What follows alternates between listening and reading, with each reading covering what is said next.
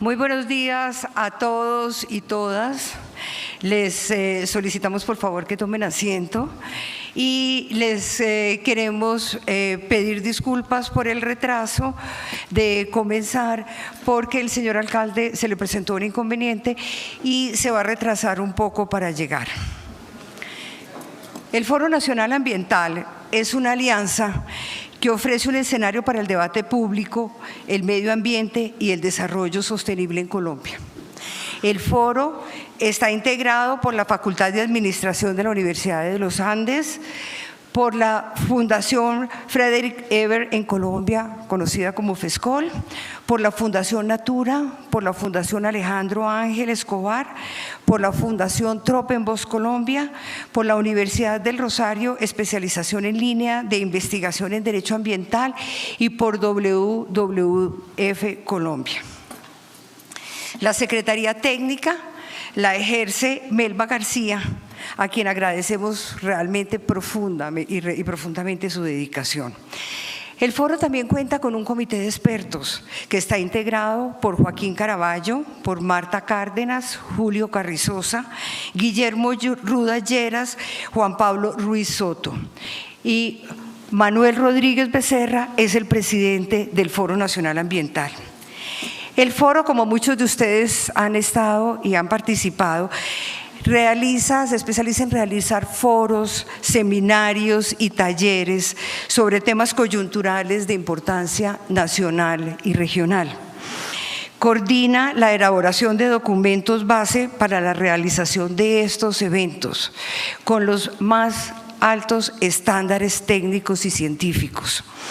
Publica documentos en forma de libros y una serie de policy papers o papeles de opinión, y los documentos Foro Regional, los cuales compilan los principales resultados de los encuentros realizados en los diferentes temas y regiones del país. Valga el momento para invitarlos a que visiten la página web del Foro Nacional Ambiental, donde es una delicia poder descargar todos los libros y los documentos que durante 20 años se han producido sobre los temas ambientales y de desarrollo sostenible en el país. Siempre cuando realizamos un foro, el foro invita a lo que dijéramos los dos lados de la moneda. Técnicos y especialistas en materia que se está discutiendo, y al gobierno o a la empresa que tengan que ver con el tema que se está tratando. Es importante en este espacio aclarar, y en el foro de hoy, aclarar que el Foro Nacional Ambiental no tiene partido político.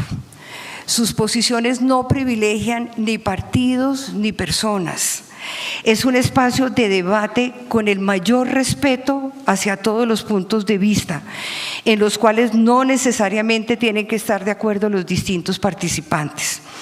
Sin embargo, en el caso que nos convoca hoy, como en otros, por ejemplo, la ley forestal, que gracias a los debates planteados por el Foro Nacional Ambiental, el presidente se abstuvo de firmarla.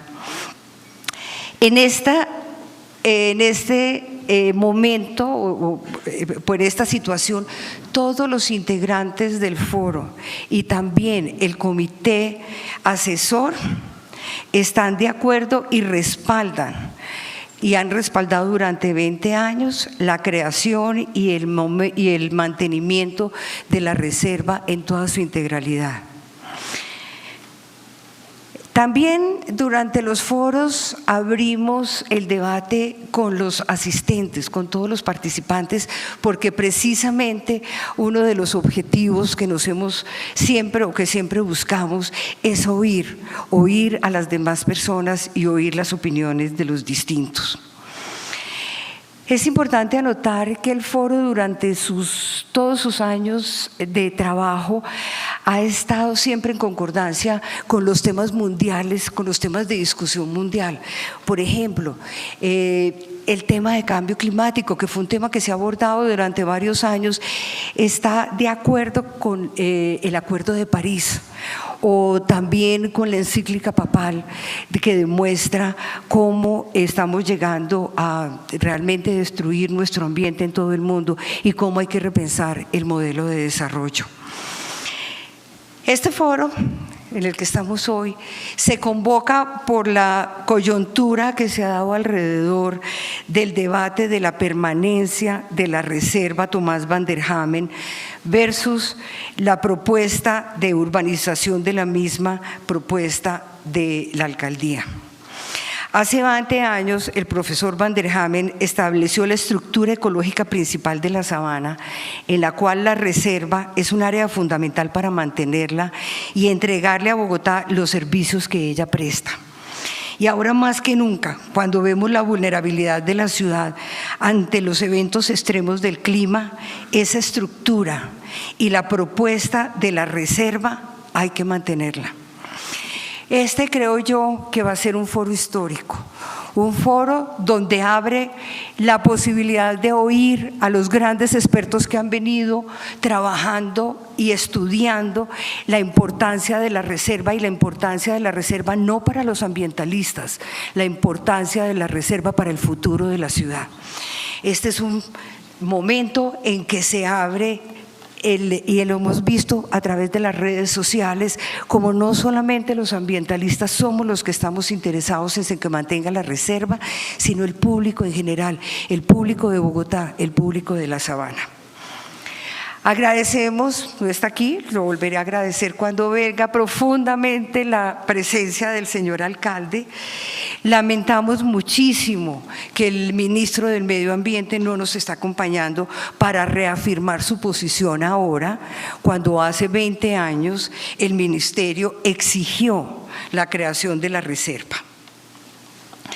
El programa que teníamos pensado para hoy estaba dividido en dos partes. La primera parte era una presentación del señor alcalde y una presentación del Instituto de la Academia de Ciencias Físicas Exactas y Naturales y el Instituto de Ciencias Naturales, representado en el profesor Gonzalo Andrade, quien fue el líder de los estudios biofísicos para valorar la reserva.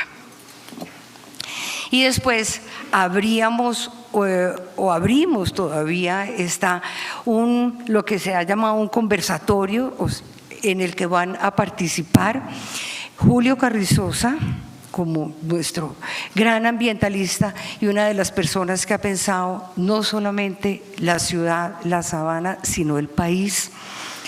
Manuel Rodríguez, académico, ambientalista, que les decía ya es el presidente del Foro Nacional Ambiental y donde ustedes los ven permanentemente señalando la importancia de los temas ambientales en el desarrollo del país. También estaba invitado, pero no sé si ya llegó, el director de la CAR, el doctor Néstor Franco, que nos había confirmado. Aquí está. Ay, Néstor, qué pena, no lo había visto. Bienvenido, muchas gracias por su participación, porque es muy importante oírlo, doctor Franco. Y Fernando Viviescas, que es un investigador urbanista de gran trayectoria. Finalmente, quiero agradecer la hospitalidad de la Universidad de los Andes, la participación de todos los miembros del Foro Nacional en la organización de este evento y reafirmar los agradecimientos a Melba García, quien ha hecho la coordinación y la logística. Queremos recordarles que este evento, para que ustedes le digan a los que desafortunadamente no han podido entrar o no han podido llegar, se está transmitiendo en la página web del Foro Nacional Ambiental, www.foronacionalambiental, y en la de la página de la Fundación Natura, www.natura.org.co. Entonces, para comenzar nuestro programa, invitamos al profesor Gonzalo Andrade a que nos haga la presentación de la importancia biofísica de la reserva.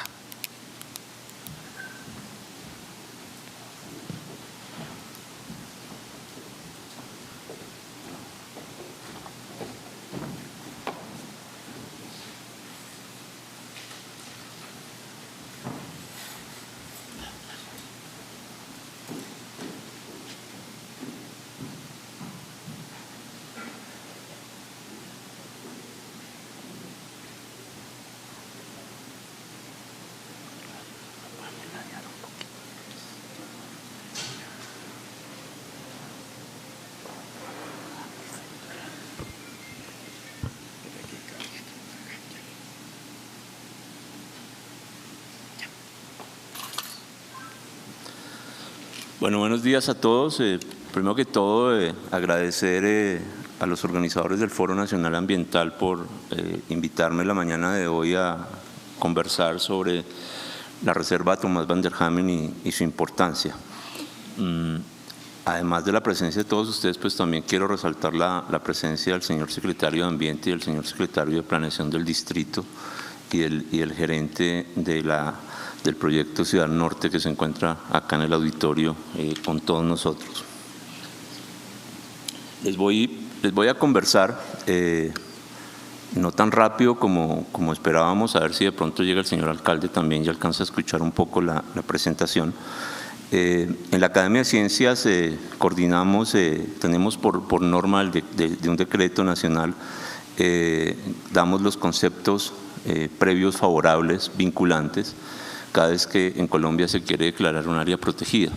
Y hay un comité permanente de áreas protegidas en la Academia, que está compuesto por Julio Carrizosa, por Ernesto Gull, por John Lynch, por Gary Stiles, por José Lozano, por Germán Poveda y yo, quien coordina dicho comité.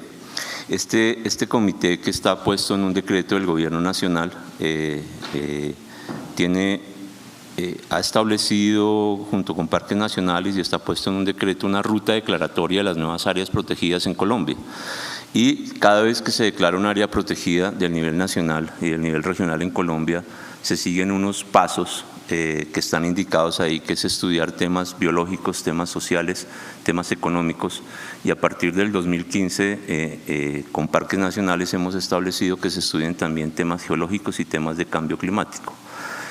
Lo que les voy a mostrar ahorita en la mañana son todos los sustentos desde el punto de vista económico, biológico y casi que cultural, que se han establecido para la declaratoria de la Reserva Thomas van der Hamen, que son exactamente los mismos criterios sobre los cuales hemos establecido, creo que más de 10 áreas protegidas en Colombia. En 1801, ya Alexander von Humboldt se refirió a los restos de los canales y de las terrazas de los Muiscas en la zona al norte de Bogotá, los cuales se podían observar en grandes porciones de terreno descubierto, que permitía suponer que habían también grandes áreas boscosas y que más tarde Manuel Ancísar, que fue uno de los grandes investigadores también en un trabajo que llamó Peregrinación del Alfa, encontró en sus notas y en sus reflexiones que en la comisión coreográfica ya se reportaban datos de los bosques que habían en el borde norte de Bogotá. Hacia 1962, el doctor Thomas van der Hamen, que es de los naturalistas más importantes que hemos tenido en Colombia, y es la persona que hasta su momento fue el más conocedor de la sabana de Bogotá. Sus investigaciones se basaron, y sus libros de Coandes y todo eso reflejan los estudios que se hicieron en la sabana de Bogotá, junto con Roberto Jaramillo, otro botánico, de los primeros botánicos que tuvimos en Colombia, y María Teresa Murillo, también del Instituto de Ciencias Naturales, la primera mujer botánica que tuvimos en el país, especialista en pteridófitos. Hicieron una caracterización de los parches del bosque andino en los alrededores de Suba y en Usaquén. Ahí ellos ya registraban unos bosques en el Cerro de Torca, en la Hacienda de las Mercedes y en el Cerro de la Conejera. Un par de años más tarde, Enrique Forero, el doctor Enrique Forero, en 1965, hizo su tesis de pregrado. Hoy actualmente el doctor Forero, que lo acabo de ver entrar al auditorio, es el presidente de la Academia Colombiana de Ciencias Exactas, Físicas y Naturales. Y la tesis del doctor Forero para su grado de botánico, porque en esa época no habían biólogos, sino que se graduaban de botánicos y de zoólogos. Años más tarde se creó la carrera de biología, se basó sobre el estudio del bosque de las Mercedes. Lo más interesante de esa parte es el final, en donde el bosque de las Mercedes para la época de 1965 ocupaba cerca de 2 hectáreas. El cálculo del doctor Forero en su tesis de pregrado dice que había una pérdida cerca de 25 hectáreas entre 1940 y 1965. Hoy este importante bosque se reduce a cerca de 6 hectáreas que están en la reserva Thomas van der Hamen. Otro de los argumentos que hemos escuchado constantemente de la administración distrital es que en la reserva Thomas van der Hamen no se han hecho estudios. Lo que les voy a mostrar a continuación son los estudios que sirvieron de base para la declaratoria de la reserva, que se reflejan en el Acuerdo 011 del 2010 de la CAR cuando declara la reserva, y que los datos que se proporcionan en estos estudios, que son 13 en total, se reflejan también en el plan de manejo que aprueba la Corporación de Cundinamarca en su Acuerdo 022 del 2014. Ven ustedes algunos resultados, no hay resultados de todos los proyectos, que no me pareció pertinente porque se alargaría la presentación. El primer estudio que se hizo se llama Distribución y características de los suelos, que lo estudió Ricardo Siachoque. Esto fue un proyecto que coordinó el Instituto de Estudios Urbanos de la Universidad Nacional en cabeza del profesor Gerardo Ardila cuando era director del Instituto de Estudios Urbanos.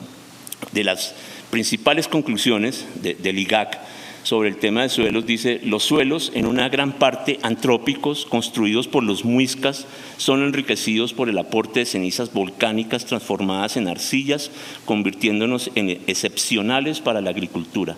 Son suelos, entre comillas, ricos en materia orgánica y en productos minerales, derivados de cenizas volcánicas que trajeron los vientos en las erupciones pasadas de la Cordillera Central. Por lo tanto, son suelos productivos y están considerados de los mejores del país. El segundo proyecto que se realizó paralelo es el de las aguas freáticas y los sedimentos superficiales y su interacción con los suelos. Lo realizó el doctor Sergio Gaviria, profesor de la Universidad Nacional de Colombia, en su momento hoy está pensionado. Dice: las aguas freáticas, y esto es muy importante que se entienda, en la zona de la planicie mantienen niveles muy cercanos a la superficie, aún en épocas de sequía, y aumentan la productividad de los suelos y la diversidad de los ecosistemas. La idea de edificar la zona y construir un circuito de parques sería calamitosa, dice Sergio Gaviria. Sepultar este geoecosistema extraordinario con urbanizaciones es un error que no se debe cometer. La ciudad perdería una de las joyas ambientales más valiosas de la región. No es lo que está en la superficie lo valioso, dijo hace muy poco Sergio, como algunos consideran al ver potreros y vacas, y no un bosque. El verdadero valor está por debajo de la superficie, con los flujos de agua que por esa zona circulan y que ayudan a descontaminar el río Bogotá. Ese es un tema muy importante de qué es la reserva Thomas van der Hamen, que además de que tiene unas cosas muy importantes por encima, también tiene unas cosas muy importantes por debajo. El siguiente proyecto habla sobre la conectividad del sistema hídrico superficial, que lo estudió la doctora Luz Marina Cabrera y Alfonso Romero de la Universidad de Ciencias Aplicadas y Ambientales, la UTCA. Ellos resumen como uno de sus hallazgos principales que en la zona de planicie mantienen niveles muy cercanos a la superficie, aún en épocas de sequía, y aumentan la productividad de los suelos y la diversidad de los ecosistemas. Un punto muy importante: esto textualmente está puesto en una carta que la Academia Colombiana de Ciencias Exactas, Físicas y Naturales, en cabeza de su presidente y aprobado en el Pleno de la Academia, se le entregó a la CAR en el momento en que se iba a declarar la reserva Thomas van der Hamen como elementos importantes de lo que significaba y por qué se podía aprobar la reserva Thomas van der Hamen. El siguiente proyecto que se realizó, el clima local y sus interacciones regionales, por Daniel Pavón de la Universidad Nacional de Colombia, uno de los expertos que tenemos en Colombia en temas de cambio climático. Del siguiente proyecto sobre las coberturas vegetales y sus dinámicas ecológicas, que lo estudió Sandra Cortés, que estaba terminando su doctorado para esa época en la Universidad Nacional. Ella concluye que las coberturas vegetales divididas en bosques, pastizales y humedales mostraron una enorme diversidad, con un total de 486 especies, que con líquenes, musgos y hepáticas aumentan a 514 especies, de las cuales el 80% de lo que hay ahí son especies nativas que viven exclusivamente en esa zona de lo que es la reserva Thomas van der Hamen. La distribución y el carácter ecológico de los anfibios y los reptiles, que los estudió Laurinite Gutiérrez del Instituto de Estudios Urbanos de la Universidad Nacional. Luego se estudiaron los pequeños mamíferos que los estudió Francisco Sánchez y Karin Ozhar de la Universidad de Ciencias Aplicadas y Ambientales de la UTCA. Ellos encuentran 6 especies de mamíferos en la zona oriental del polígono de la reserva que no están en ninguna otra zona del norte de Bogotá. Las mariposas del borde norte, que las estudié yo, esa es mi línea de investigación. Ahí encontramos 23 especies, que es en 3 familias y 6 subfamilias, pero el dato más importante es que hay 2 especies nuevas de mariposas para la zona, que viven única y exclusivamente en la zona de la reserva Tomás van der Hamen y que llegan hasta la parte superior de la cordillera, de nuestros cerros, en los bosques del barrio de la Floresta Reservado. Hasta 3.200 metros alcanza a subir esa mariposa y se encuentra en el bosque de las Mercedes, en el cerro La Conejera, que es lo que hemos llamado la conectividad de la reserva Tomás van der Hamen. Es decir, vamos encontrando muchos más elementos de por qué es importante la declaratoria de la reserva. La distribución, conectividad, hábitat y ecología de las aves los estudió el doctor Gary Stiles, profesor también del Instituto de Ciencias Naturales y uno de nuestros expertos en aves a nivel mundial de la Universidad Nacional, miembro también de la Academia de Ciencias, y la doctora Loreta Rosselli, en su momento estaba con la Universidad Nacional de Colombia, hoy es una de las investigadoras de la UTCA. Ellos hablan de que las aves vinculadas a los ecosistemas de bosque, pastizales y humedales indican una actividad muy importante de conexión con los ecosistemas de los cerros orientales y los cerros de Suba, Chía y Cota, y demuestran la persistencia de especies amenazadas, muchas de ellas endémicas, en la reserva Tomás van der Hamen. Luego, otra serie de estudios sobre la historia de las haciendas y los predios entre los siglos XVI y XIX, que los estudió el doctor Henry Santiago de la Universidad de la UTCA, la distribución predial y la historia de la fragmentación entre 1941 y el 2010, estudiado por el doctor Gerardo Ardila y Nelson Pérez del Instituto de Estudios Urbanos, el de la historia y los análisis económicos y la evaluación económica de las propuestas alternativas, el doctor Jorge Iván González, uno de los grandes economistas que tenemos en este país, profesor también del Instituto de Estudios Urbanos de la Universidad Nacional, y la historia y el análisis normativo y jurídico por la doctora María Mercedes Maldonado, profesora del Instituto de Estudios Urbanos de la Universidad Nacional. La conclusión de este trabajo, y que nuevamente insisto, está puesto por la Academia Colombiana de Ciencias Naturales a la Corporación Autónoma Regional, lo que indica es que la reserva es posible y recomendable, y propusimos varios escenarios para lograr hacer de esta zona de la sabana de Bogotá y de la ciudad un modelo de protección del ambiente, capaz de contribuir a la preservación de la vida con el consecuente bienestar humano, a la disminución de emisiones de gases de efecto invernadero, a la captura y almacenamiento de carbono y a la conectividad y mantenimiento de los ecosistemas regionales, a la construcción de una sociedad más igualitaria y democrática y a la creación de un laboratorio muy importante para el estudio de la naturaleza y de las dinámicas.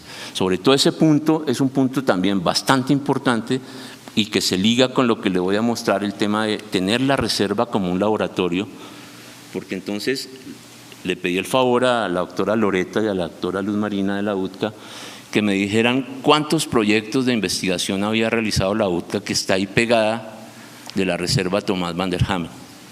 Les voy a leer solamente los títulos, ahí están viendo los años y los autores de los distintos proyectos. Este es en el área de programa de jóvenes investigadores, microhábitat y decisiones del forrajeo de la tingua de pico verde en el humedal artificial de Bogotá, preferencias alimentarias de la tingua de pico verde Gallinula melanops, evaluación de la eficacia de las colonias de murciélagos en la reducción de insectos en el norte de Bogotá, factores ambientales que afectan la actividad de los murciélagos insectívoros en la UTCA, son recursos complementarios los alimentos consumidos por la tingua de pico verde,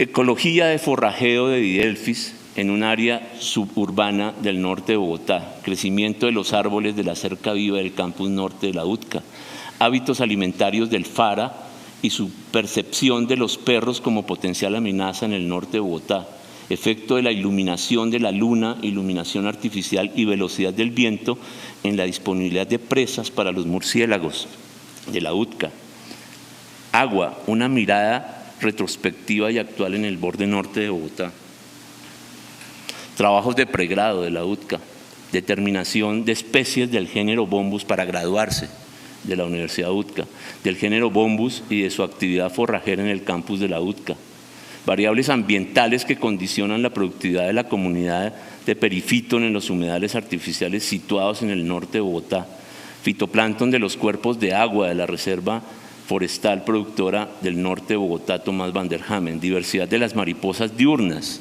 o sea, siguieron estudiando las mariposas diurnas en los diferentes tipos de hábitats del corredor ecológico del borde norte, cuerpos de agua de la Reserva Forestal Regional Productora del Norte de Bogotá, Tomás van der Hamen, aves asociadas y posibilidades de manejo. Una tesis de maestría, efecto del contexto paisajístico sobre la composición y riqueza de la avifauna de las cercas vivas del borde norte de Bogotá. Proyectos de aula del curso de Biología de la Conservación y de Ecología. Relación entre la composición de las cercas vivas y la diversidad de aves en un campus universitario en la sabana de Bogotá. Miren este trabajo. ¿Existe conectividad entre los cerros orientales del norte de Bogotá, Colombia, y la parte occidental de la autopista norte? Se los recomiendo que se lo lean. Interesantísimo. Hay diferencias en la lluvia de semillas entre una cerca viva y un campo abierto. Uso del líquen como biomonitor para evaluar el estado de la contaminación atmosférica del separador de la calle 222. Efecto de matrices antrópicas adyacentes al corredor ecológico vial de la autopista norte sobre la diversidad de avifauna de Bogotá. Dispersión de semillas por aves en el campus de la Universidad de Ciencias Aplicadas y Ambientales. ¿Qué especies vegetales presentan mayor diversidad de insectos en una zona del norte de Bogotá? ¿Hay diferencias en la lluvia de semillas entre una cerca viva y un campo abierto? Diversidad de mariposas diurnas en la cerca viva mixta del campo norte. Segundo trabajo con mariposas. O sea, tercero más bien. Comparación de lluvia de semillas a 2 distancias del bosque en una zona de restauración del norte de Bogotá. Comparación de la herbivoría en 2 especies de plantas usadas en las cercas vivas del campo norte de la UTCA. Relación entre el efecto borde y las plantas invasoras en un relicto de bosque bajoandino en la frontera suburbana de Bogotá. Entomofauna interior y del borde de un relicto de bosque del norte de Bogotá. Comparación de la avifauna en diferentes tipos de cercas vivas en un bosque andino de Bogotá. Uso y preferencia del microhábitat del chamicero en una reserva en el borde de Bogotá. Abundancia y distribución de aves en el relicto del bosque andino en el norte de la ciudad de Bogotá. Diversidad de lepidópteros en 2 hábitats reserva forestal de Bogotá. Relación de la diversidad de aves con la vegetación en un bosque humo montano bajo de la sabana de Bogotá. En preparación, un trabajo de Loreta Rosselli, de Susi de la Cerda, expertas en temas de aves. Cambios en 13 años de la avifauna del bosque Las Mercedes, último relicto nativo de bosque de la sabana de Bogotá. En total, 48 proyectos de investigación que se han realizado, y eso que no coloqué los del 1801, 1965, 62 y 65, porque si no llegamos a 51 proyectos de investigación que se han realizado con grandes resultados en la Reserva del Borde Norte de Bogotá. Creo que hay suficiente ilustración para poder mantener la Reserva Tomás van der Hamen, y no es necesario hacer más estudios ni contratar más instituciones para que ratifiquen o demuestren lo contrario, porque creo que con 51 proyectos de investigación es más que suficiente. Hay un componente de ordenamiento ambiental en la Reserva Tomás van der Hamen que es muy importante que se entienda para qué es y para qué se ha creado la Reserva Tomás van der Hamen. La zona de la reserva va a permitir que el territorio se constituya en un modelo de trabajo colectivo para su ocupación y uso sostenible, con énfasis en la conservación y la reconversión de los sistemas productivos hacia prácticas amigables con el ambiente. Dentro de las estrategias desarrolladas hacia la conservación se definen recuperación de ecosistemas deteriorados y conectividad y tránsito de especies entre los cerros orientales, el río Bogotá y los demás ecosistemas de importancia regional, como son el bosque de las lechuzas, el humedal Torca Guaymaral, que cada vez está más tapado, el bosque de las Mercedes, el cerro Majuy en los municipios de Cota y Chía. La reserva entonces se constituye en un espacio estratégico para que los habitantes de Bogotá y de la región tengamos bienes y servicios ambientales, contribuya como área de amortiguación y regulación a los fenómenos de cambio y variabilidad climática, que como es el caso, las inundaciones han afectado históricamente a los pobladores de la zona. Todo esto que les estoy mostrando está puesto en el plan de manejo de la Reserva Tomás van der Hamen, aprobado por Consejo Directivo de la CAR en el Acuerdo 022 del 2014. Entonces miren cómo se planea la reserva. Una zona de producción agropecuaria que se fundamenta en sistemas de producción con enfoque ambiental que permitan aumentar la densidad y la diversidad florística al interior del polígono, que favorezca la conectividad ecológica. La producción ganadera se desarrolla a partir de modelos silvopastoriles. La producción agrícola evoluciona hacia sistemas agroecológicos. La producción intensiva de flores bajo cubierta se reorganiza para permitir conectividad y se afianzan los sistemas de certificación ambiental. No obstante, esta actividad, al igual que las demás agropecuarias, en el mediano y largo plazo tienden a desaparecer, dice el plan de manejo. Los productos agropecuarios generados en la reserva logran un sello de origen que permite mejores condiciones de comercialización. Algunas áreas que se dedicaban a la producción agropecuaria, por su importancia estratégica en la restauración ecológica, cambian su destinación para la conservación. El artículo 2 de ese Acuerdo 022, no se los voy a leer todos. El primero, fortalecer y mantener, que son los objetos de conservación de cuando se declara un área protegida, no la Reserva Tomás van der Hamen, las áreas protegidas en Colombia tienen unos objetos de conservación y ahí están puestos todos. El primero, fortalecer y mantener la calidad, cantidad, regularidad de los flujos físicos, bióticos, con el objeto de garantizar la conectividad ecosistémica entre la Reserva Forestal Protectora Borde Oriental de Bogotá y el Valle del Río Bogotá. Proteger la fauna y la flora características de estos ecosistemas junto con sus especies endémicas, restaurar y proteger valores naturales, históricos, paisajísticos de la zona, etc. Otras funciones que se destacan en la reserva, que está puesto también en el Acuerdo 022, cumplen funciones de áreas conectoras, contienen relictos de ecosistemas en buen estado. Bienvenido, señor alcalde.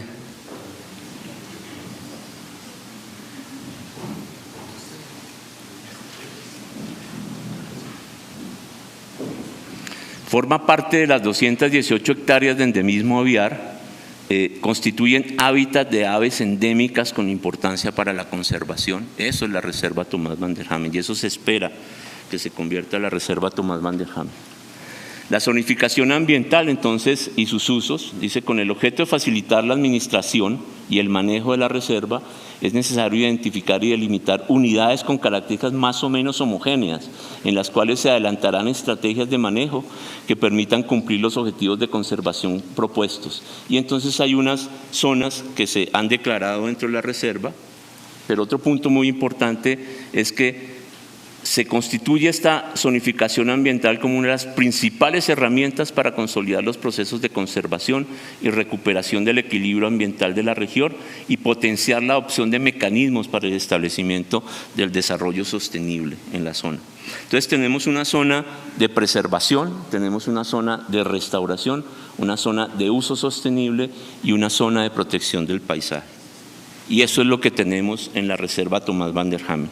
Lo verde oscuro que están viendo ustedes es la zona de preservación, aquí arriba del humedal de la Conejera.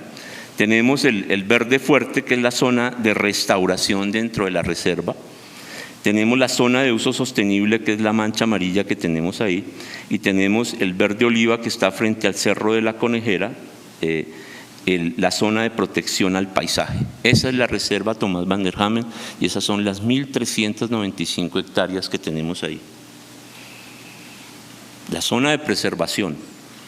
El decreto 2372 del 2010, que es el que establece del Ministerio de Ambiente, sobre el cual hemos definido todas las áreas protegidas de este país, dice: una zona de preservación es el espacio donde el manejo está dirigido ante todo a evitar su alteración, degradación o transformación por la actividad humana Un área protegida puede contener una o varias zonas de preservación, las cuales se mantienen como intangibles para el logro de los objetivos de conservación. Intangibles. Cuando por cualquier motivo la intangibilidad no sea condición suficiente para el logro de los objetivos de conservación, esta zona debe catalogarse como de restauración. El objetivo de esa zona de preservación entonces es el mantenimiento y el favorecimiento del desarrollo de las coberturas nativas y otros tipos de ecosistemas regionales por procesos de sucesión natural y o restauración ecológica pasiva, de tal manera que se sostengan las cualidades naturales y la diversidad biológica en su desarrollo natural evolutivo. Las acciones de manejo buscan generar conectividad y mantener atributos de composición, estructura y función en la reserva. Esta zona de preservación, entonces, son 81.46 hectáreas que equivalen al 5.84% de la reserva. Ahí encontramos sistemas hídricos que incluyen unidades naturales diferenciadas entre humedales naturales y la quebrada La Salitrosa. Encontramos puntos de vegetación natural y seminatural, en donde hay áreas naturales, seminaturales, que por su naturaleza, bien sea de orden biológico, genético, estético, socioeconómico o cultural, ameritan ser protegidas y conservadas. Gracias. Y esta área, dice, ocupan 46.9 hectáreas que equivalen al 3.36 de la reserva, que van sumando a esos 5.84. Tenemos una zona de canales en donde se denominan canales aquellos elementos locales de vallados, para que no vayan a confundir, no van a encontrar un río allá dentro de la reserva, sino unos vallados que corresponden a cauces artificiales revestidos o no, que se construyen para conducir las aguas lluvias hasta su entrega final en un cauce que en este caso es el río Bogotá. Ahí están los porcentajes dedicados a la reserva de cada uno de ellos. Y esto son la zona de preservación que tenemos en la reserva. La parte azul es todo el humedal natural, la quebrada, los canales, y nuevamente la parte verde que están viendo ustedes ahí es el bosque secundario, la zona de matorral y la vegetación de ronda que están dentro de la reserva Tomás Van der Ham. Tenemos una zona de restauración que es muy importante que se entienda. ¿Qué es esta zona de restauración dentro de la reserva? Para que no nos digan que es una zona de potreros que tenemos dentro de la reserva. El decreto 2372 del 2010, nuevamente miren cómo define el decreto del Ministerio de Medio Ambiente, define, es el espacio dirigido al restablecimiento parcial o total a un estado anterior de la composición, estructura y función de la diversidad biológica. En las zonas de restauración se pueden llevar a cabo procesos inducidos por acciones humanas encaminados al cumplimiento de los objetivos de conservación del área protegida.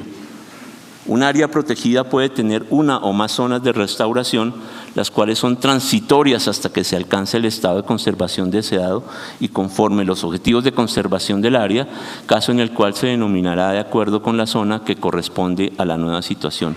Será el administrador, no está el señor director de la CAR, porque son ellos los encargados de definir y poner en marcha las acciones necesarias para el mantenimiento de la zona restaurada dentro de la reserva. En total, esa zona de restauración suma 552.68 hectáreas y equivalen al 39.6% del territorio de la reserva.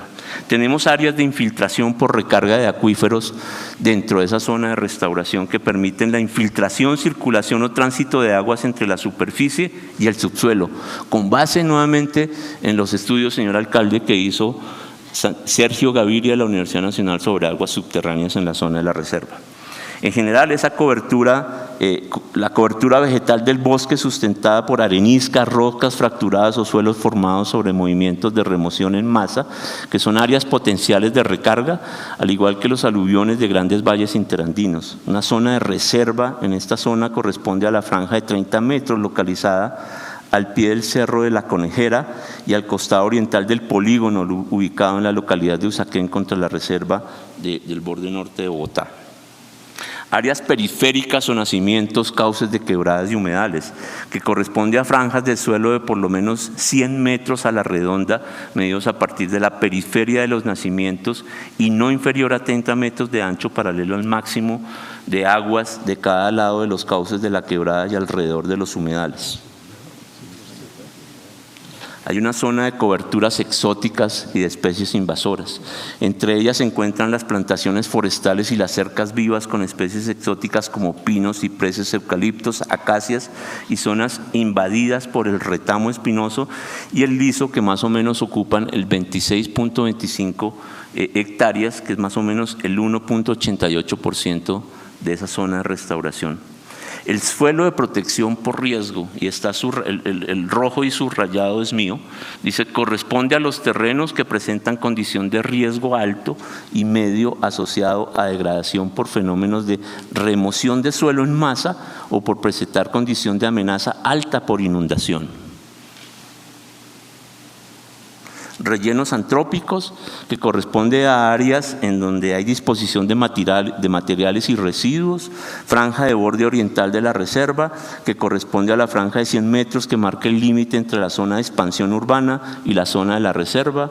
Un corredor de conectividad ecológica, que corresponde a sectores identificados como conectores ecológicos con los cuales se busca articular funcionalmente la reserva con la estructura ecológica regional y contribuir con el equilibrio ambiental de la ciudad y la región. Y esta es la zona de restauración de la reserva, que es toda la franja amarilla que estamos viendo dentro de la reserva, y ahí es donde se planea hacer cada una de las cosas que les he acabado de mencionar. Tenemos una zona de protección del paisaje. Según el acuerdo 16 de la CAR del 98, corresponde a aquellas áreas que deben manejarse en forma especial por haber sido declaradas como monumento o áreas dignas de conservación en razón de los valores históricos, culturales o paisajísticos que albergan o representan. Entonces, en la reserva, ese tema concierne a la Casa Hacienda La Colejera y su inmediato terreno perimetral, ubicados en el lote Barajas, norte de la localidad de Suba, declarados por el Ministerio de Cultura de interés cultural de ámbito nacional bajo esa resolución que está puesta ahí en la diapositiva. Y es esa mancha verde que tenemos ahí exactamente al frente del Cerro de la Conejera. La zona de uso sostenible. El decreto 2372, nuevamente el Ministerio de Ambiente indica que la zona de uso sostenible incluye los espacios para adelantar actividades productoras y extractivas compatibles con los objetos de conservación. Las acciones encaminadas al uso sostenible de estas áreas se deben orientar a utilizar los componentes de la biodiversidad de un modo y a un ritmo que no ocasione su disminución o degradación a largo plazo, y comprende más o menos 622.73 hectáreas, que equivale al 44.64% del territorio de la reserva. Tiene una zona de uso múltiple, en donde son espacios donde se permiten actividades controladas, agrícolas, ganaderas, forestales, habitacionales no nucleadas, con restricciones a la densidad de ocupación, bajo un esquema compatible con los objetivos de conservación de la reserva. Un parque de bolsillo que es del Colegio de los Hermanos Corazonistas, que es un parque de escala vecinal con destinación a zona verde, localizado en el predio del Colegio Hermanos Corazonistas dentro de la reserva. Hay una serie de cuerpos de agua artificial, unas franjas de protección de servicios públicos, un sistema vial dentro de esto, una zona de servidumbre de la línea de la distribución eléctrica de alta tensión y unos usos preexistentes a la declaratoria de la reserva, como agropecuarios, comercio y servicios, dotaciones industriales y residenciales dentro de la reserva. Y es todo esto rojo que está puesto dentro del polígono de la reserva, lo que se ha llamado la zona de uso sostenible. En total, ahí están nuevamente recordados los porcentajes que están dedicados y cómo está constituido desde el punto de vista ambiental la reserva Tomás van der Hamen para las 1.395 hectáreas que tenemos en la reserva. Esto, que lo mandó el doctor Manuel Rodríguez Becerra en su Twitter, me pareció muy importante mostrarlo, porque es el Tiergarten en Berlín, en Alemania, en 1946 como era, que podríamos pensar que podría ser muy cercano a lo que nos han hecho creer que es la reserva Tomás van der Hamen, y en el 2016 lo que tenemos. Eso es lo que necesitamos tener en el borde norte de Bogotá, que se llama la reserva Tomás van der Hamen.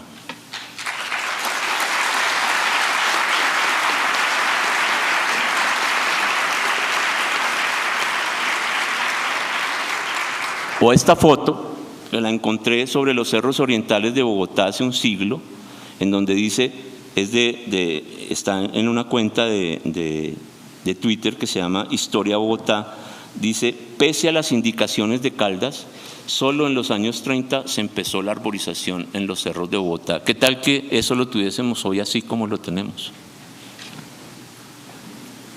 Entonces, la propuesta que me imagino que el señor alcalde nos la va a comentar ahorita en detalle, que se llama Ciudad Norte, ellos, esto es lo que ellos quieren hacer en la reserva, pero no quiero yo entrar en detalles. Ahí hay un total de 40 años, quieren construir 4.732 edificios en promedio de 12 pisos y 96 apartamentos, en donde lo que nos plantean es que esas zonas verdes esas líneas verdes que están viendo ahí, es lo que se va a convertir en una zona protegida y que eso suma las 1.600 hectáreas, que sumaría mucho más de lo que tendríamos en la reserva Tomás Van der Hamen. Pero el punto es que lo que se plantea es, esa es nuestra reserva, esa mancha negra que está ahí, y el negro no es gratis. El punto es que se quiere terminar con la reserva Tomás Van der Hamen para poder construir esas viviendas, y yo creo que eso sería un error fatal que cometiéramos en Colombia. Estoy de acuerdo que tenemos que buscar un punto de equilibrio para que el desarrollo de la ciudad se dé, pero respetando, porque siempre lo he dicho yo, tenemos que respetar en donde haya que conservar el ecosistema y tengamos que conservar la biodiversidad. Prima la conservación de la biodiversidad y la conservación del ecosistema sobre cualquier otra cosa. Y ahí es donde tenemos que buscar ese punto de equilibrio, respetando la reserva Tomás Van der Hamen. Porque, y con esta ya finalizo, estas son las áreas protegidas en Colombia que entre el 2009 y el 2016 hemos avalado con la misma metodología, con los mismos elementos y con los mismos datos de los parques nacionales que se han declarado en los últimos, entre el 2009 y el 2016 en Colombia, bajo los mismos criterios que se estableció la reserva Tomás Van der Hamen. No he visto que después de que declaremos estas áreas protegidas en Colombia, tengamos que hacer más estudios, contratar más instituciones y más investigadores para que ratifiquen que esas áreas protegidas sí se deberían mantener, o las tenemos que achicar o las tenemos que agrandar. Cuando vamos a agrandarlas, como el Parque de Chiribiquete, que pasó de 1.4 millones de hectáreas a 2.8 y ahora lo vamos a aumentar, seguimos haciendo estudios, pero para poder tener elementos para decidir si vamos a incluir esas nuevas áreas dentro de la reserva. Ahí es donde es necesario seguir haciendo más estudios. Mientras tanto, no he visto que en Colombia tengamos que seguir haciendo mucho más estudios. Muchísimas gracias.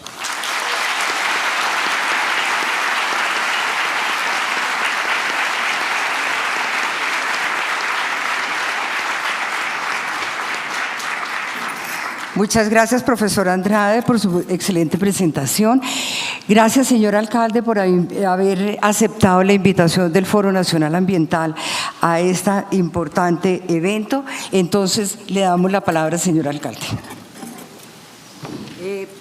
Quiero invitar a María Jimena, por favor, que nos acompañe a la mesa principal, donde después de la presentación del alcalde seguirá el conversatorio.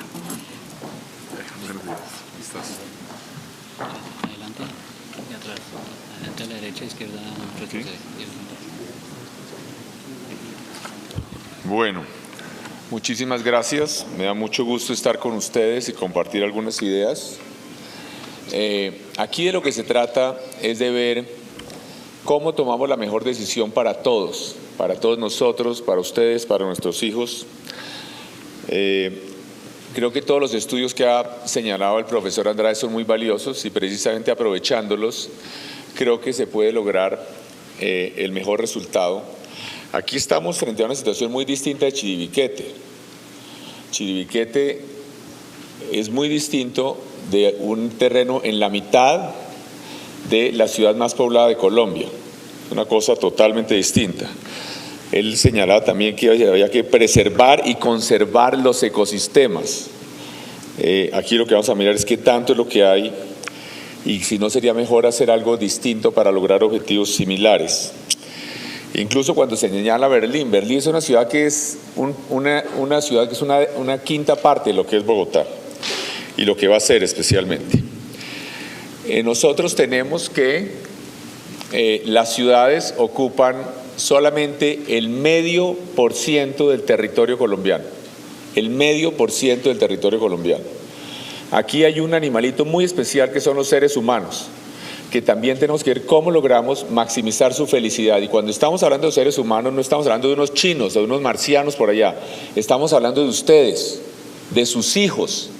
Si prefieren que vivan en un sitio donde van a tener transporte masivo, donde van a tener distancias cortas al trabajo, o si prefieren que vayan a tener 20 o 30 kilómetros más de viaje cada día, una calidad de vida muy inferior, de eso es que estamos hablando. Entonces yo quiero decir que voy a hablar de un tema un poco más general y más amplio. Esto no está funcionando. ¿Cómo hago?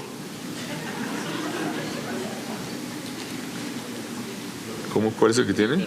El verde, perdón. Rápidamente voy a contarles de unos proyectos que tenemos para Bogotá.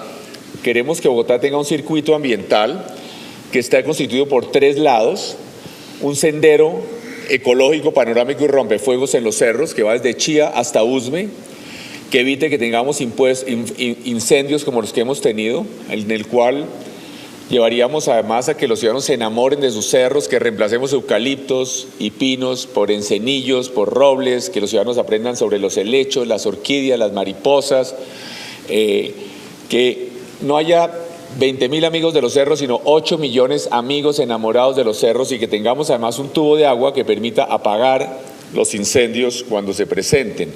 Y que los ciudadanos tengan además el disfrute, un sitio de integración social donde se encuentren ricos y pobres. El otro es el Parque Lineal del Río Tunjuelo, un río maravilloso que viene del páramo de Sumapaz, que tenemos que descontaminar, seguir avanzando, y que conecte el sendero de los cerros desde el suroriente hasta el río Bogotá.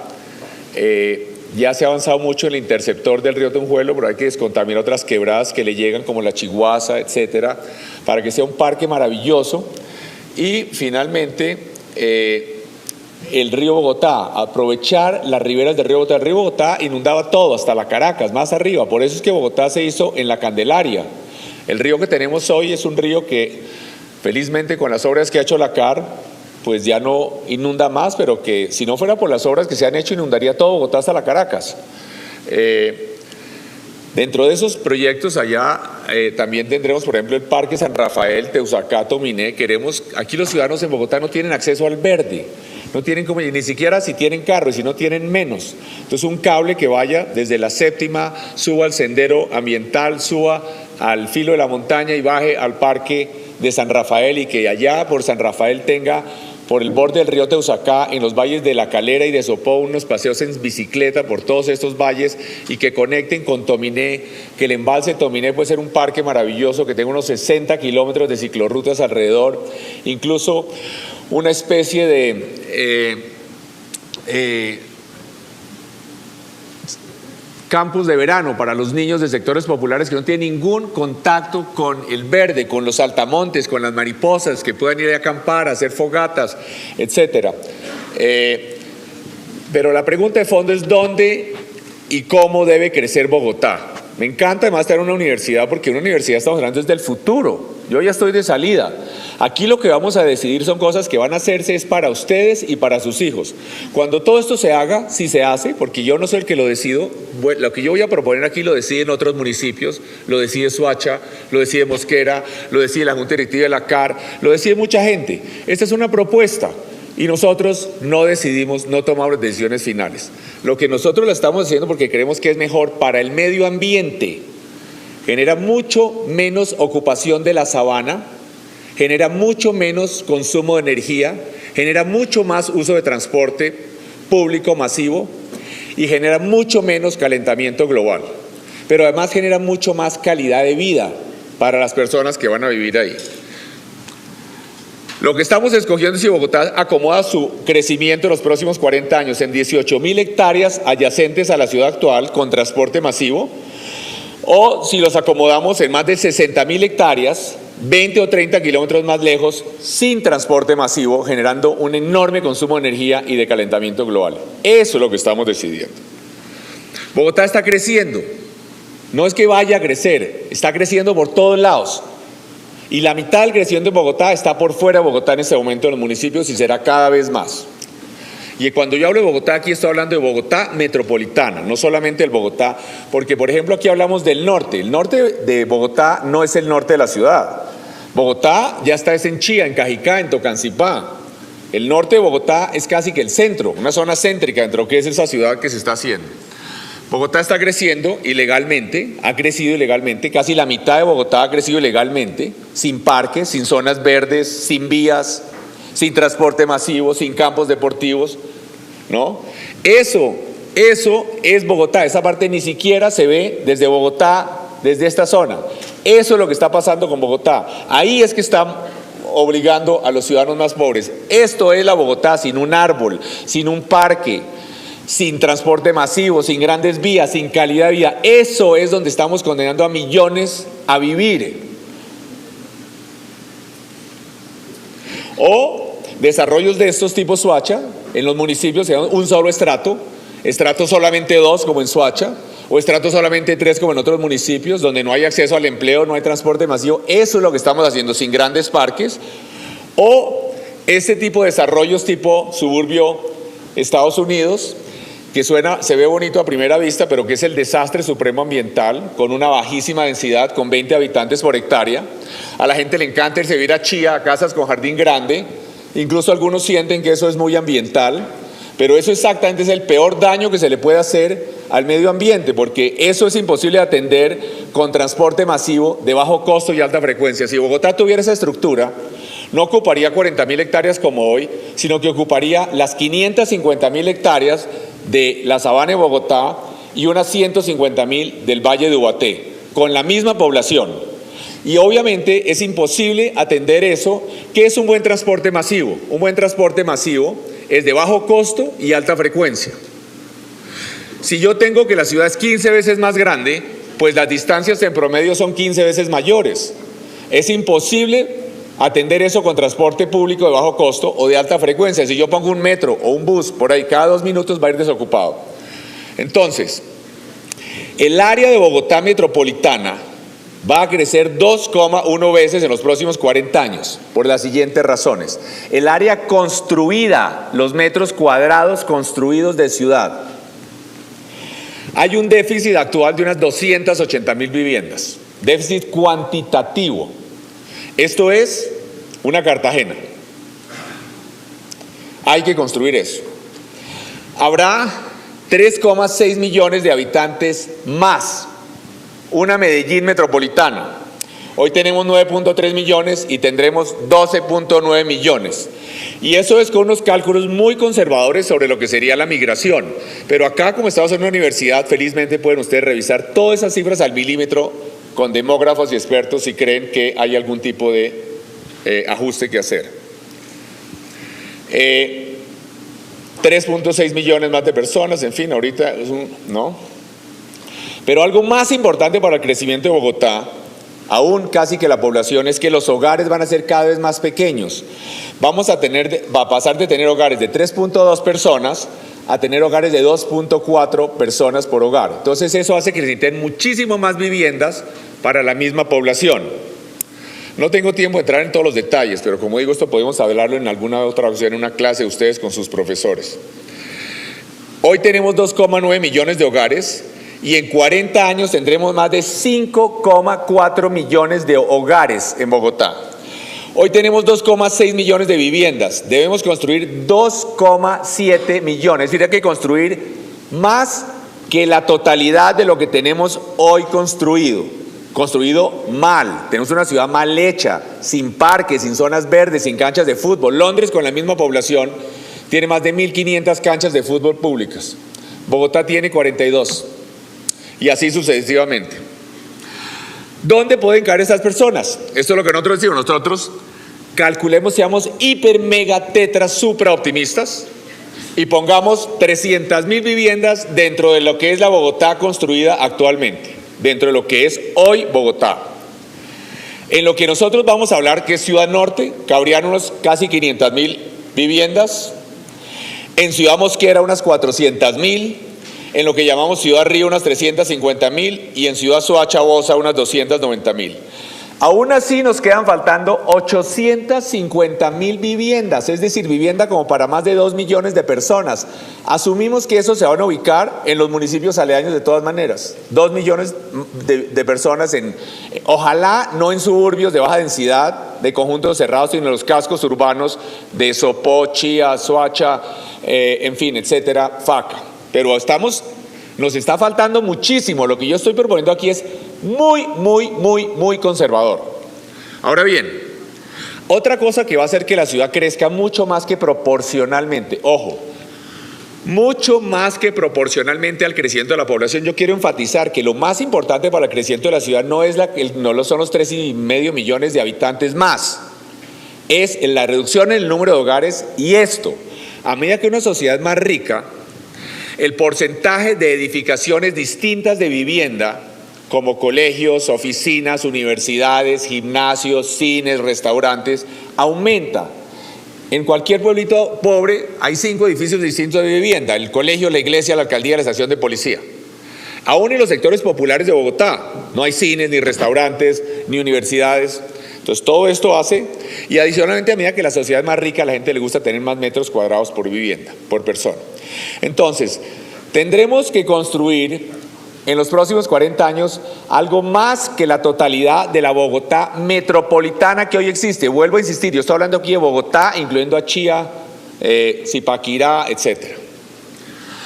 Yo como alcalde debo velar, es una de mis obligaciones, por lo menos proponer, aunque no decido, porque la ciudad crezca de manera que sus ciudadanos presentes y futuros tengan la mejor calidad de vida posible, minimicen las distancias y tiempos de viaje, tengan la mayor cantidad posible de espacios verdes, se minimice el uso del transporte particular y se maximice el uso del transporte público y la bicicleta, se ocupe la menor cantidad de terrenos de sabana posible. Como alcalde debo velar porque la ciudad crezca de modo que se genere el menor consumo de energía y por lo tanto se minimice el calentamiento global. Ahora bien, no es responsable decir que Bogotá simplemente puede crecer dentro de su área actual. Ya vimos que nos decían nosotros en la pasada administración que es que Bogotá íbamos a llevar a los ciudadanos pobres al centro, después que al centro ampliado. ¿Qué se hizo? Nada, absolutamente nada. Ni una sola manzana fue demolida para hacer vivienda popular en el centro. Nada. Como nunca se expulsó a los ciudadanos, como nunca en la historia, a municipios aledaños, a los ciudadanos pobres y principalmente a Soacha. Ahora bien, Bogotá tampoco puede crecer hacia adentro mucho, y eso que yo ya les dije, soy muy optimista, y le metemos en el cálculo 300.000 viviendas más dentro del área construida actual, porque Bogotá ya tiene las densidades más altas del mundo. Bogotá está entre las 5 o 6 ciudades con una densidad más alta en el mundo. Bogotá tiene mucho más densidad más alta que Nueva York, pero si solo tomamos Manhattan, es muy parecida la densidad de Bogotá a la de Manhattan. Bogotá tiene 8 veces la densidad de Los Ángeles, 5 veces la densidad de París, 4 veces la densidad de Londres, 3 veces los habitantes por hectárea de Sao Paulo.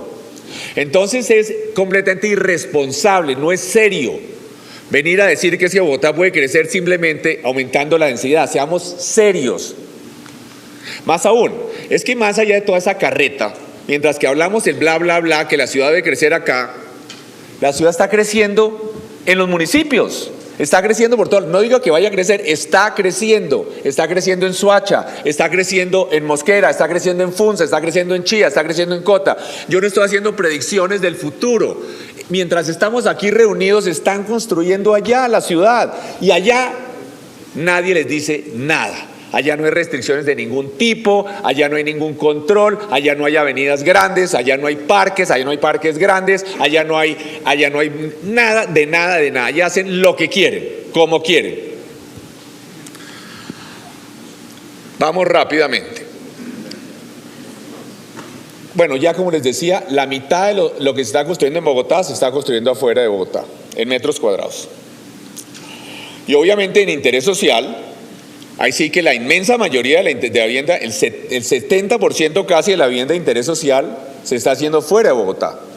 Allá, porque los ciudadanos de mayores ingresos son los que tienen capacidad de comprar la vivienda dentro del área de Bogotá. Entonces, a los que estamos realmente expulsando, sobre todo, es a los ciudadanos de menores ingresos. Los municipios aledaños están creciendo mal, sin mezcla de niveles socioeconómicos, sin grandes vías, sin parques. Esto es una típica foto de Chía, que es en sectores de estrato alto. Ustedes ven, no hay avenidas, no hay parques, solo conjuntos cerrados. Eso es el norte, es lo que, como digo, pero hay sitios donde realmente, bueno. Bogotá tiene una ventaja increíble. Tenemos una ventaja increíble. Mira, acá algunos de ustedes tienen saco, otros estamos en camisa. Bogotá tiene un clima perfecto, una temperatura perfecta, sino el clima. Donde en el mundo entero, por ejemplo en Nueva York, gastan mucho más energía en calefacción y aire acondicionado que en transporte. La mayor parte de las ciudades ricas del mundo gastan más energía en calefacción y aire acondicionado, es decir, gastan miles de millones de dólares para tener la temperatura que nosotros tenemos gratis. Adicionalmente, en ciudades como México les toca subir el agua, ciudades altas como México, 1.300 metros, lo que cuesta miles de millones de dólares al año en bombeos de energía para subir el agua hasta el nivel de México. Nosotros tenemos agua por gravedad, agua casi que pura, tenemos que embotellarla y exportarla. Entonces, eso permite que Bogotá, si logramos hacer una ciudad compacta, que se movilice en bicicleta y en transporte masivo, que sea la ciudad grande del mundo, ejemplar, con el menor calentamiento global que se genere per cápita, con el menor consumo de energía per cápita en el mundo. En el mundo no habría ninguna ciudad que pueda competir con nosotros en tener el nivel más bajo de consumo de energía per cápita en el mundo. Si lo hacemos bien, si lo hacemos bien. Nuestra propuesta de crecimiento es lo que llamamos Ciudad Paz. Si hacemos Ciudad Paz, minimizamos la ocupación de tierras en la sabana. Si no se hace Ciudad Paz en 18.000 hectáreas adyacentes a Bogotá, el crecimiento ocupará por lo menos 3 veces más de sabana y 20 kilómetros o más lejos. Ahora bien, yo quiero tocar este tema, miren. Si nosotros vamos a hacer la carretera Bogotá a Villavicencio o cualquier carretera, nosotros estamos dispuestos a invertir cientos de miles de millones en puentes y en túneles para minimizar las curvas. Una sola curva, por ejemplo, en la carretera Bogotá-Villavicencio pasan 3.600 camiones día. 3.600. Y nosotros invertimos cientos de miles de millones para que no haya esa curva que hace que los camiones se demoren 5 minutos más, porque imagínense 3.600 camiones, todos dando esa curva, lo que eso consume en combustible, en energía, etc. Ahora bien, si estamos dispuestos a invertir cientos de miles de millones de pesos en túneles y puentes para que no haya una curva adicional porque pasan 3.600 camiones, ¿qué tal cuando estamos hablando de ubicar las viviendas, hacer una ciudad donde van a generarse 5 millones de viajes? No 3.500, 5 millones de viajes día. ¿Se imaginan que esos viajes se demoren media hora más? Lo que eso genera en calidad de vida, en consumo de combustible, en calentamiento global. Entonces yo sí creo que estamos todos de acuerdo en que tenemos que hacer que la ciudad crezca de manera que se minimice las distancias, que se maximice el uso del transporte público. Y eso es lo que queremos proponer. Entonces, esto es lo que nosotros proponemos. Ciudad Norte, Ciudad Río, Ciudad Mosquera, Ciudad Bosa-Soacha. Y como les digo, ahí nos quedan faltando todavía 900.000 viviendas. 900.000 viviendas. Entonces, esto es un consumo de tierra relativamente compacto. Si no hacemos eso, lo que vamos a tener es esto.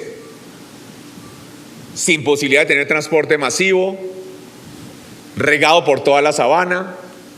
Entonces, ahora bien, hay que proteger la sabana. La ley que crea el Ministerio de Ambiente declara que toda la sabana es de interés ecológico nacional. Con Ciudad Paz compacta será posible que la mayoría de la población se movilice en transporte masivo a bajo costo. Ciudad Paz, además de estar bien ubicada, va a tener un urbanismo completamente distinto, algo que no se ha hecho en el mundo hasta ahora, algo mucho más sostenible y mejor que cualquier cosa que se ha hecho en el planeta hasta el momento. Lleno de vías solo para bicicletas, ciclorrutas por todos lados, redes de parques lineales atravesándola en todas las direcciones con ciclorrutas, vías exclusivamente para bicicletas, buses y peatones. A ustedes les parece terrible eso, pero es que ustedes viven ¿en dónde? Aquí, los que les da, ¿dónde viven? ¿Quién va a vivir ahí? Bueno, quisiéramos tener idealmente una ciudad donde cada vía, una vía sí fuera peatonal, la otra de carro, la vía, pero es que aquí tenemos que hacerle vivienda a los ciudadanos, ¿no? Es que nosotros donde vivimos, donde cada uno de ustedes vive, había bosque.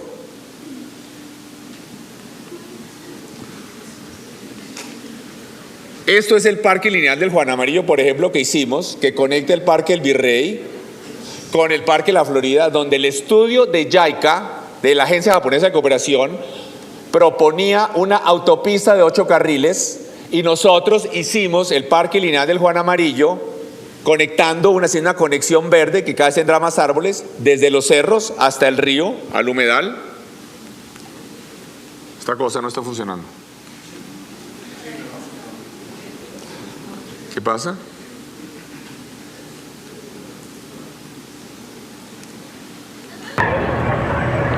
Quiero que vean esto.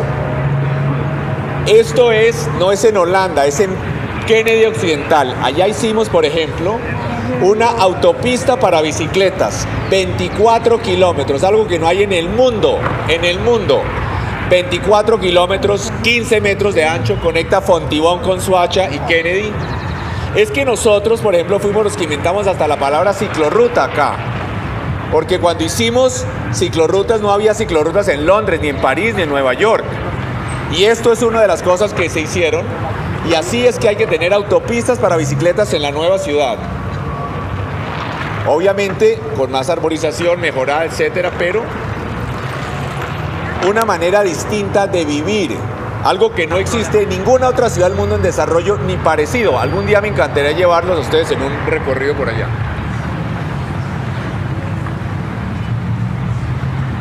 Esto es Kennedy Occidental, Bosa Occidental, Fontibón. Esto no es Holanda. Bueno, es para decir que nosotros hemos hecho desarrollo una ciudad como esta, en fin. Ahora bien, rápidamente, no voy a demorarme acá. El río, no quiero demorarme, básicamente queremos que el río en el futuro recuperado sea el eje de vida, 60 kilómetros de malecones, que la gente monte en bicicleta, vaya en silla de ruedas, haya cafés, viva alrededor de que sea el sitio de integración social de la ciudad, que tengamos un río que tenga parques, que concentre la ciudad para que no se expanda la ciudad y se riegue por todas las áreas, se vuelva un imán, para que no se riegue la ciudad por toda la sabana, con restaurantes, como está en Washington, en fin. Este río en Berlín tiene básicamente el mismo caudal que el río Bogotá, el río Spree, y tiene barquitos y demás. Tiene la misma agua que el Bogotá. Verde, edificios. Hoy les da risa, esperen y verán que muchos de ustedes van a vivir ahí. Acuérdense de mí. Otro río que tiene un caudal muy similar al del Bogotá, que es el río Yarra en Melbourne. En fin, rápidamente, más Berlín. Entre otros aquí, una cuña adicional, 1 metro elevado por la parte más cara de Melbourne. Vamos rápidamente. Bueno, Ciudad Mosquera es algo muy especial porque es que Mosquera está más cerca del centro de Bogotá que Usaquén o que Suba. Y tenemos el metro parqueado ahí en el borde del río. Podríamos llevarlo 3 kilómetros más y hacemos una ciudad perfecta, diseñada de cero. En Mosquera, curiosamente, los suelos son tan malos que no hay ni siquiera invernaderos, no hay nada. Entonces, podíamos hacer Ciudad Mosquera acá.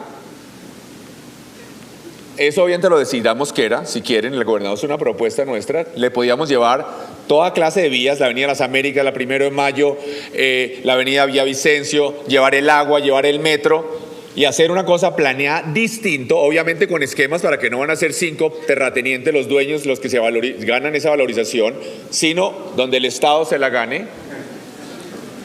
Esto es Ciudad Mosquera. No hay ni un invernadero siquiera. Obviamente, miren, todos quisiéramos que Bogotá no creciera, que hubiera bosques por todos lados, todos. ¿Quién va a ser? Sería un enfermo mental el que no quisiera eso.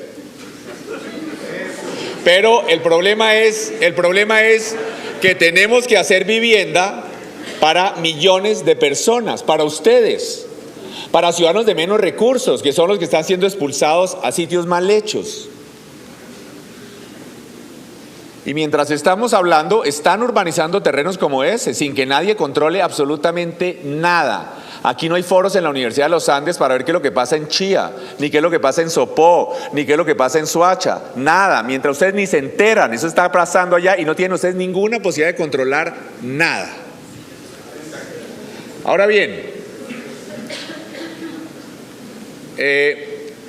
rápidamente, eso es lo que vivienda es solo un estrato, en fin. Bueno, Bosa, Soacha, rápidamente, nos vamos rápido al norte. En el norte, que ya llegamos a la Van der Hamen ya casi, entonces, las restricciones a la expansión de Bogotá en los últimos 4 años ha habido toda clase de restricciones.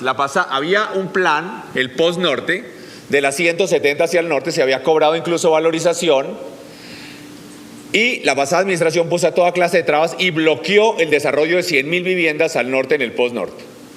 Entonces, ¿qué pasó? Simplemente la gente se va a vivir a Chía, a Sopó, etcétera. Otras 3.700 hectáreas están zonificadas, casi más restrictivas que la Van der Hamen. Ahí solo se puede hacer vivienda rural, 1 hectárea o media hectárea por vivienda, es decir, no es exactamente vivienda campesina. La más barata de una vivienda, la más barata ahí costaría unos 6.000 millones de pesos, ¿no? Restricciones para la ronda del río Bogotá, que es donde quisiéramos hacer Ciudad Norte, Ciudad Río. El aeropuerto de Guaymaral, que quisiéramos que se fuera hacia Tocancipá. Y la reserva Tomás Van der Hamen, de la cual hoy ha habido una excelente presentación mostrando toda clase de los estudios. Aquí ustedes saben mucho más de eso que yo. Ahora bien, en esa ciudad norte, nosotros creemos que pueden ocuparse unas 5.900 hectáreas y vivir por lo menos 1,2 millones de personas. Ahora bien, la reserva Tomás Van der Hamen. Yo quiero acá señalar 2 o 3 cosas. Primero, ustedes ven que en Bogotá hay ríos por todos lados, ríos y quebradas por todos lados. Curiosamente, uno de los poquísimos sitios donde no hay ríos y quebradas es en la reserva Tomás Van der Hamen. ¿Por qué? Porque los ríos bajan por acá y, aquí es mejor la foto siguiente, la lámina siguiente. Los ríos bajan, pero de la colina de Suba realmente se prolonga hacia el norte, en una elevación imperceptible como de 10 metros, entonces el agua que baja acá no sigue hacia el río acá. Acá no pasan las quebradas, todo lo que es la reserva no pasan las quebradas, sino que se va por el humedal Torca Guaymaral hacia el río Bogotá, pero hacia el norte, hacia Chía, ¿no? Aquí no hay paso, no pasa, porque aquí, como les digo, aunque aparentemente no se ve, hay un obstáculo. La colina de Suba continúa, es como 10 metros más alto que el resto de la sabana. Entonces, esto es un poco lo que hay ahí. Aquí llueve y se va hacia Chía y aquí no hay. Entonces, vamos a otras cosas, bueno, no vale la pena mencionar eso. La reserva Van der Hamen, esta es la reserva Van der Hamen. Una cosa que, como ya se ha mostrado, de acuerdo a los estudios de la CAR y demás, tiene solo 7,8% de áreas realmente con un valor ambiental significativo. Obviamente yo respeto muchísimo todos los estudios que yo creo que pueden valorizar lo que nosotros vamos a proponer, incorporarse, y no hay incompatibilidad. Yo quiero hacer una modificación a la reserva que va a ser mejor a la larga, y eso es lo que ustedes decidirán si les parece o no. Pero algo que vale la pena señalar es que esta reserva no tiene conectividad cerros hacia el occidente. Acá tiene un boquete enorme, que es donde está el Plan Zonal del Norte. Acá no hay esa conectividad de los cerros hacia el occidente. Es importantísimo que ustedes miren este pequeño detalle. Lo que vamos a hacer sí genera esa conectividad, o lo que quisiéramos hacer. Entonces, actualmente hay 7,78% que tiene algún valor ambiental, como dice la CAR, y 92,22% de lo que es toda clase de cultivos de flores, terrenos con pasto y ganado, no potreros.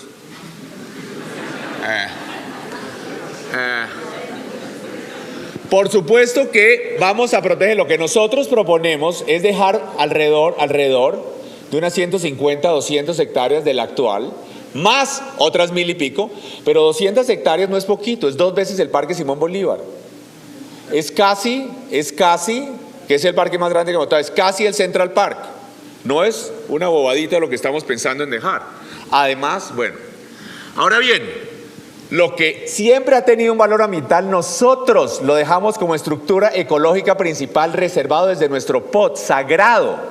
Nosotros dejamos en el POT nuestro protegida la quebrada Salitrosa y La Conejera, el humedal de Torca y de Guaymaral, el cerro de La Conejera, el cerro de Torca. Eso lo dejamos desde esa época absolutamente protegido, sagrado. Eso no es nuevo, ni viene de la reserva, ni nada por el estilo. Desde esa época eso había quedado sagrado. Eso no es lo que está en discusión, ni que se mencione. Eso es sagrado y eso nunca, jamás nadie ha considerado tocarlo, ni acercarse a eso. Esto es lo que es la inmensa mayoría de la reserva actual. Eso es la Reserva Forestal Tomás van der Hamen. Edificios, edificaciones, etcétera. Eso es lo que es hoy. Obviamente nosotros podemos tumbar media Bogotá y hacer un bosque ahí también, en lo que es urbano hoy, pero eso de natural. Aquí hablábamos preservar y conservar ecosistema natural. Lo más lejos de un ecosistema natural que podamos ver es eso. Aún lo verde que se ve es pasto quicuyo de Kenia.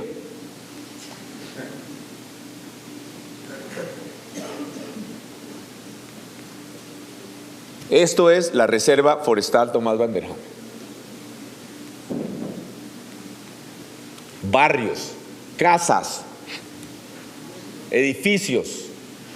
Ahora bien, lo que nosotros proponemos, y queremos consultarlo con todos los expertos ambientales, con la CAR, con todos, es hagamos algo que va a dejar en buena parte, una parte muy importante de lo que hoy la Reserva propuesta, mucho más. Haremos grandes corredores verdes de los cerros al río que conecten de verdad con los núcleos ambientales. Algo por el estilo, por eso es solo una propuesta. Lo que sí garantizamos es que son por lo menos 1.500 hectáreas. 1.500 hectáreas de verde, ¿no? Conectando.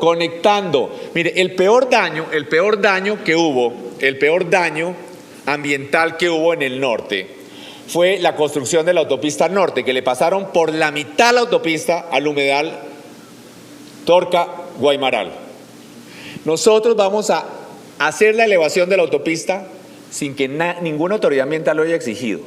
Vamos a hacer la elevación de la autopista para que pase y se genere la conectividad de la parte oriental a la parte occidental del humedal Torca-Guaymaral.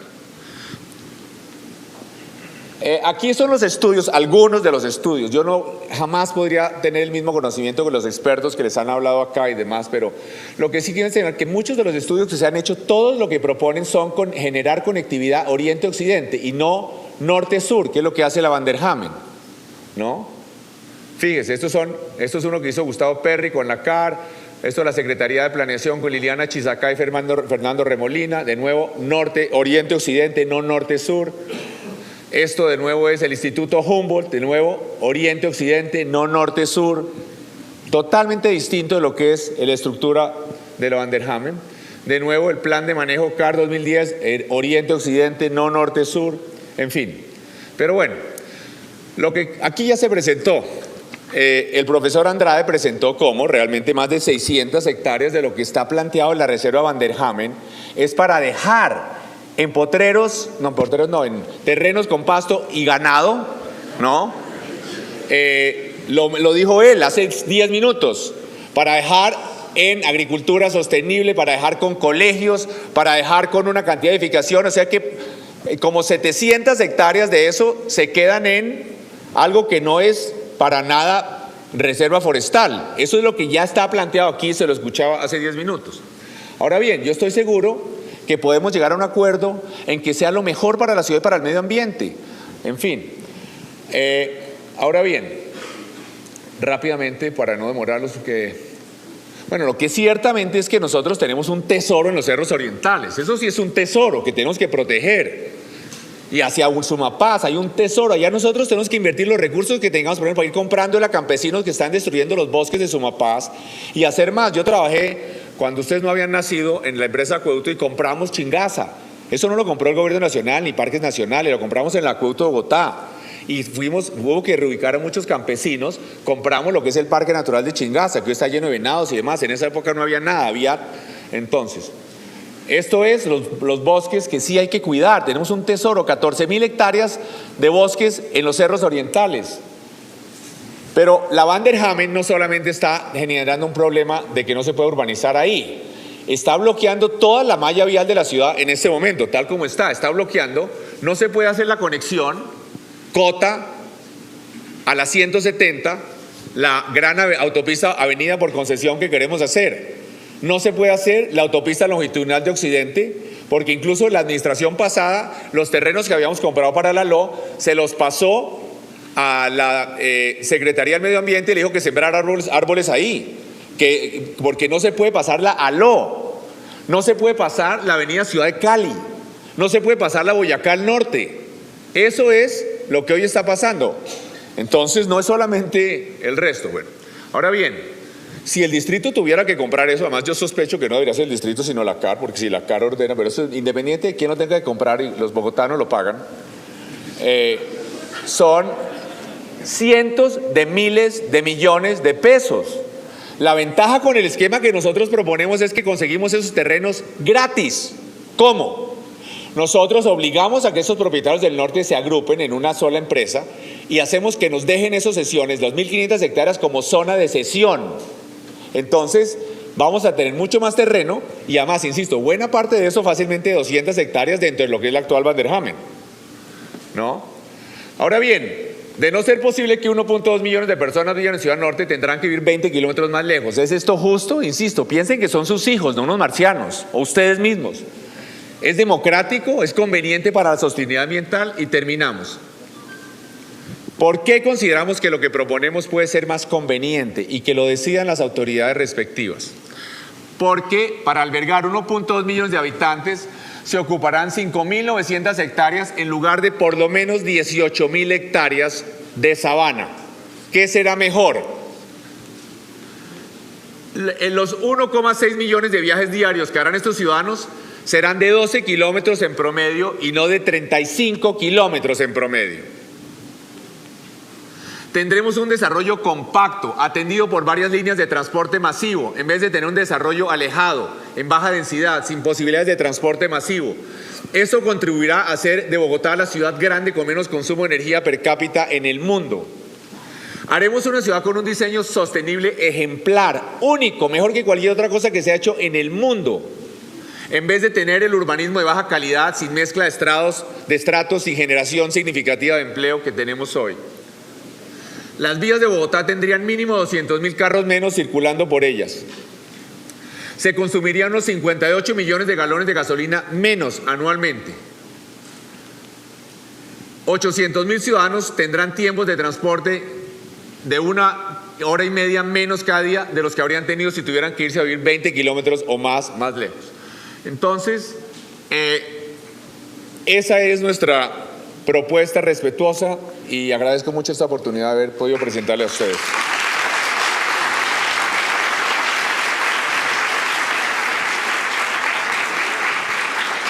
Sigue ahí, doctor Andrade, siga, quédese ahí.